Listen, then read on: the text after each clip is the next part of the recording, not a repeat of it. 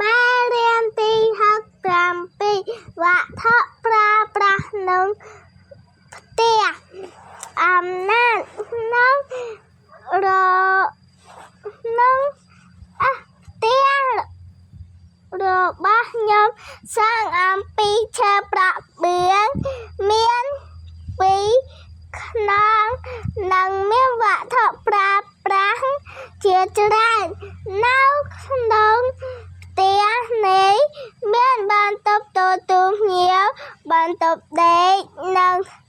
បន្ទប់ទទួលទានអាហារ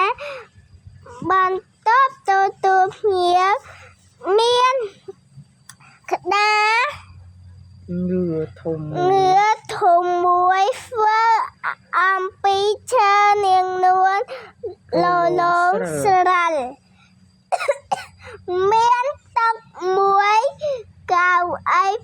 2និងទូរទស្សន៍មួយរីឯបន្ទប់ទទួលទានអាហារមានរបៀបមានតុមូលធំមួយនិងកៅអី5នៅក្បែរនោះមានទូដាក់ចាន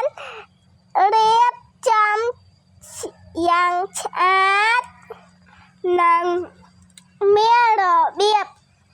ក្នុងបន្ទប់ដេកមានគ្រែនិងមានសម្លៀកបំពាក់វត្ថុប្រើប្រាស់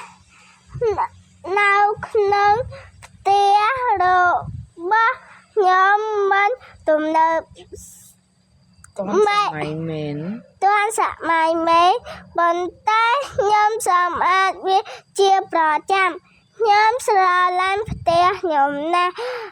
ព្រោះវាបានមកពីកម្លាំងញើសឈាមរបស់ឪពុកម្ដាយខ្ញុំហើយខ្ញុំរស់នៅក្នុងផ្ទះនេះរាល់ថ្ងៃ